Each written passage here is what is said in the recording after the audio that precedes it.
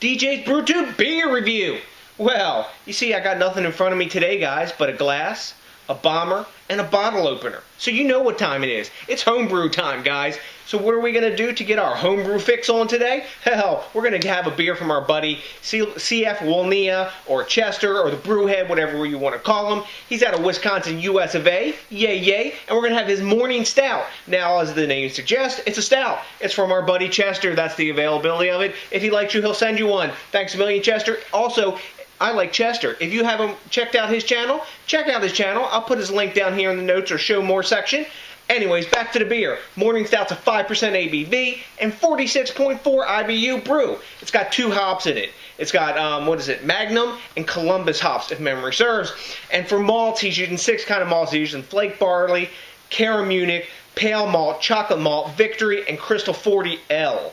Yes. So, looks like we got a setup for kind of, sort of, an Irish stout maybe, or like an American stout, like a session level one, since we're at 5% ABV, but who knows, with homebrew, most beers are takes on a style of some sort, and that's what keeps it interesting, and that's what helps the craft beer revolution keep rolling, baby. So, I'm going to stop flapping my gums, I'm going to pop the bottle on this, get this Morning Stout in the glass, and tell you what's up. Oh, nice hiss off the top. Wow, plenty of smoke going on here. Get it in the poker glass. I'm ready for a beer today, guys. Been doing all that fun fall yard work, which I like even less than I like summer yard work, if you can imagine that. There we go. Not too aggressive a pour. Didn't go too crazy on this one, right? So, let's see. When I hold it up to the light, it's sort of like a cola color. It's not totally opaque. We got red and some amber hue coming through it. But it is fairly dark beer. So, we got a 2-finger khaki bubble head, real solid bubbles if you take a look at that. Real nice. It's not dissipating too quick. We're getting good head retention when I swirl it. Getting some glass lacing, no alcohol length. It's 5%. I didn't expect that. But it's pretty classic looking stout. And the head's not too fizzy, poppy fizzy like these lighter stouts can be. Like it'll sound like a soda head kind of going down on you. This one's not like that. So let's get a nose on this and see what's up in that department. Getting some chocolate, caramel, a bit of roast, sweet malt, and a little bit of coffee in the background, kind of like sweetened coffee, sort of, like sweetened coffee with a bit of milk in it, like a creamy coffee, kind of sweet and creamy coffee. And the chocolate in this, I would say, is not dark chocolate, it's kind of more like to the milk chocolate aroma. No metallic aroma or anything like that. Sometimes you'll get that in lighter stouts, but there's none of that. So, really nice smelling brew. Here's another look at it for you. Let's take a taste and see what's up. Cheers.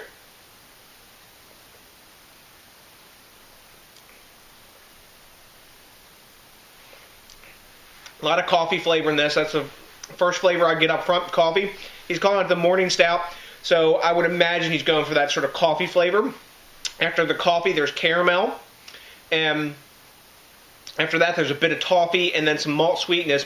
And the finish is of black coffee, but not dark roast black coffee, kind of like blonde. If you go to Starbucks, it'd be like the Verona blend, or if you go to, or it'd be like maybe like a donut shop or Dunkin' Donuts light roast type coffee. Nice glass lacing on that. That's a tasty brew. Real balanced. The carbonation is kind of effervescent and fizzy. I think he bottled this off the keg. But it's not like belch-inducing. It's a palate cleansing sort of carbonation. It's a lighter beer. It's a medium thin body. It's not watery. There's enough flavor in there to make it not watery. It's got a decent amount of viscosity. It's not thin. Like I said, it's medium thin. Goes down super easy. And I can see sessioning on this. I'm drinking this at cellar temperature. This time of year, it's chilly down here in the basement, and this is drinking about like 52, 53 degrees right now. I didn't even have to put it in the fridge. That's how it goes in the house this time of year down here in the dungeon. But let me get another taste here to get some final assessments. I'd say it's a well-made stout. It's supposed to be a morning stout. I might like a bit of a coffee addition in this. The hops don't really play a major role. There's actually a little bit of earthiness in there that I taste, kind of. But it's not an off-putting earthiness. This is almost, I guess, stylistically, it's I guess it's an American stout or maybe like an English stout, somewhere in between there. I'm not sure, Chester, you'll have to tell me. I'm not sure stylistically what you were going for, but that's what it feels like to me on my palate and what my beer memory is telling me. Really nice drinking beer, and I really like the aftertaste because I'm a black coffee drinker also. I drink all coffee, but I do drink black coffee also. And if that was the intended to accomplish, to have that coffee flavor aftertaste like a morning stout, like a coffee, you know, mission accomplished. So, what do we give this for a grade? Of course, the rating services don't grade this because this is homebrew, and they would probably fuck it up anyway. So, I think I'm going to give this one a B. It's a solid beer. I would drink it again, though I might like a little more sweetness, I think, to it, and a little bit bigger coffee flavor.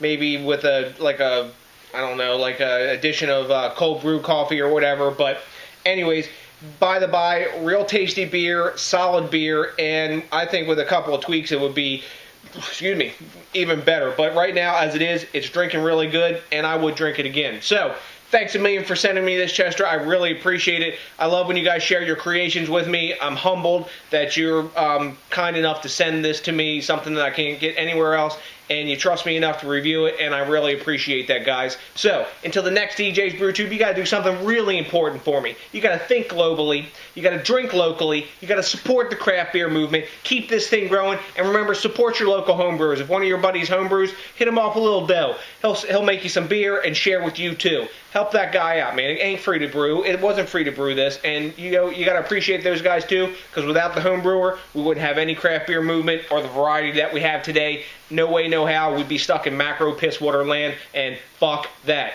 Anyways, to the next DJs BrewTube, thanks a million for watching. I appreciate each and every one of you. Until then, damn, that's a big peace out.